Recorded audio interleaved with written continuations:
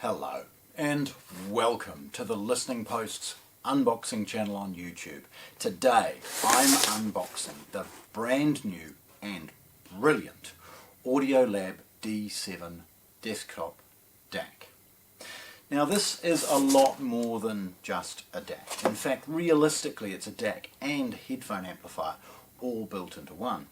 It's also a digital preamp with the fact that you can have a fixed or variable analog output.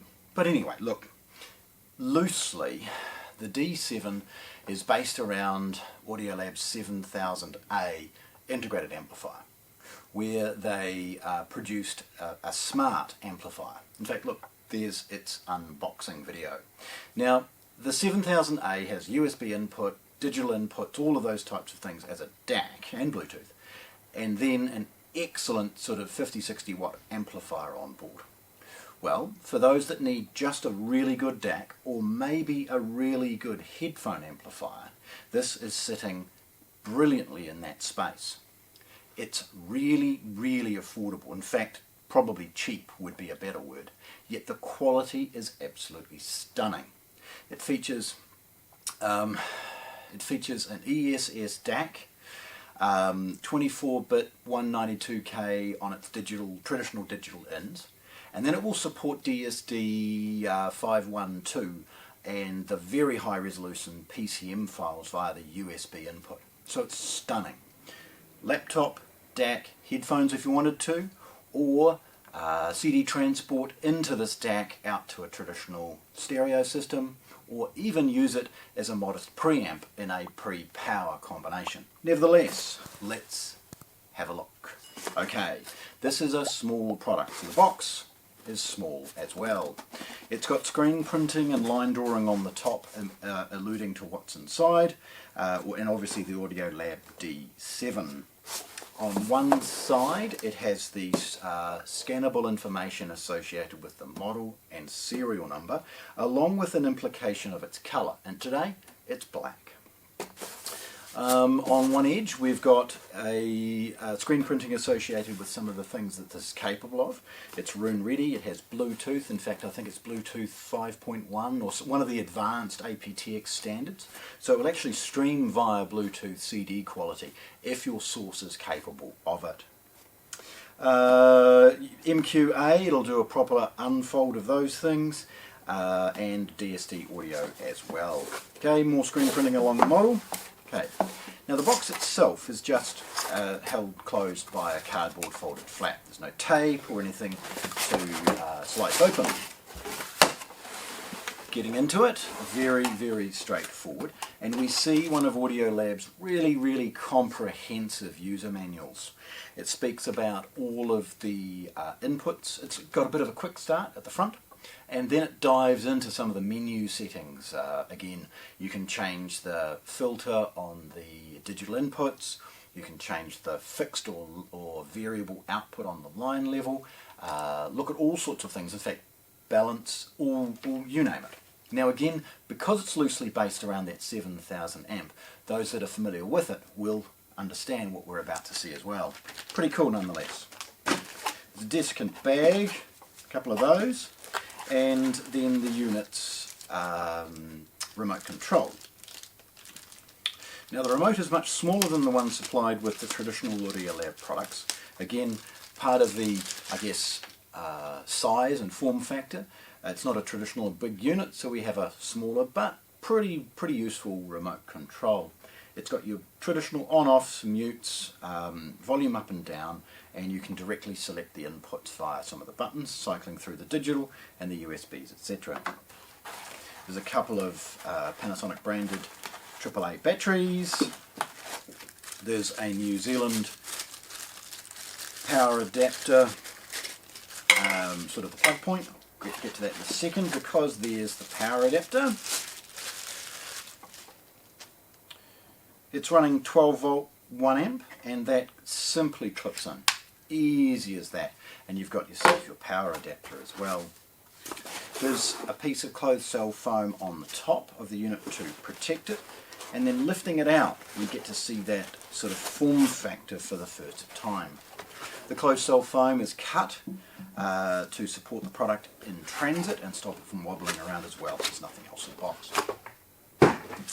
Now the unit isn't very heavy. It sits about 1.5 kilos, but given its price, it's exceptional as far as its build quality. It's taped closed, and there's a couple of corner bits that are also sort of taped to secure the bag. A couple of nicks, and we're in pretty successfully. Okay.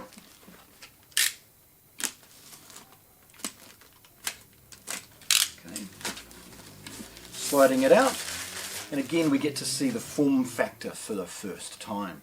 It's got the rolled frontage we've grown used to seeing in the 6000 and 7000 series, and then a couple of fit for purpose, nice small little buttons associated, well, rotary encoders associated with volume and input selection. Nevertheless, starting from this side, we've got the Audiolab logo screen printed underneath a simple standby button. The standby light illuminates for on and off, of course. You've got your volume control, and it's a enter as well, so it's a chog control to help navigate the on-screen menu. Speaking of that, we've got its LCD display. It's colour, but not as elaborate as you might see in the 9000 from Audiolab.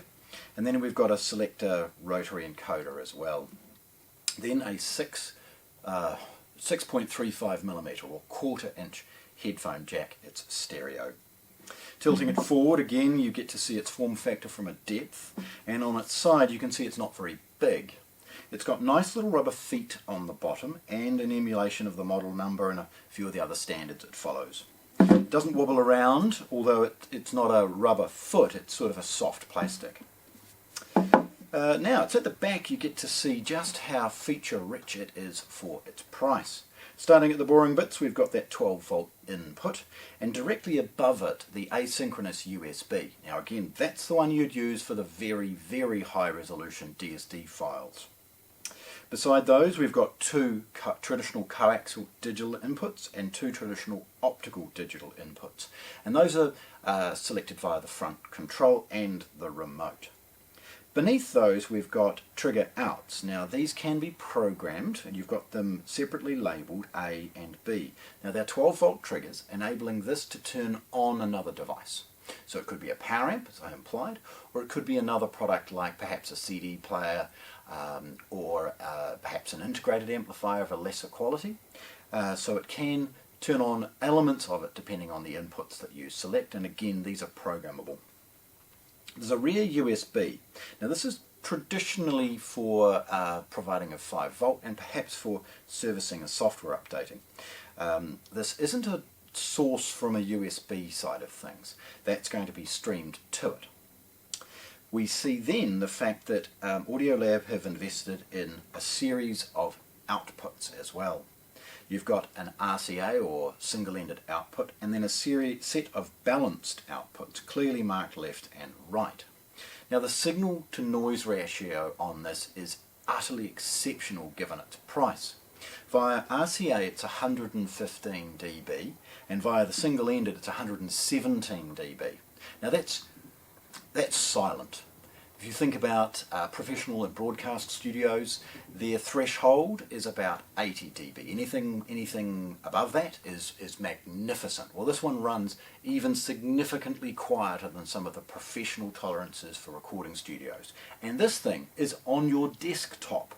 It's not in some nirvanic situation that you might hire one day or get to do a tour of. This is literally affordable enough to put in your home, yet the specifications are absolutely stunning. Then we also see a digital out for a coax and an optical if this is part of a cascading system. For example, you're using it from a CD player or a CD transport, through this as a headphone amplifier, and then out again into an integrated amplifier like the Audiolabs or anything else that has a digital in. This output allows the product to be sort of touch the signal rather than dramatically influence it.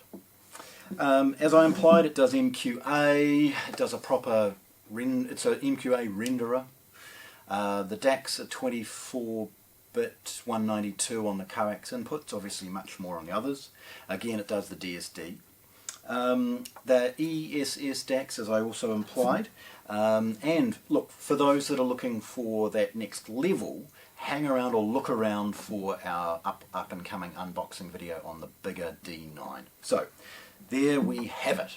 Audiolab's stunning desktop audio DAC and headphone amplifier, the Audiolab D7, unboxed here at the Listening Post in Christchurch, New Zealand. Thanks for watching. If you want to see more, subscribe to our channel.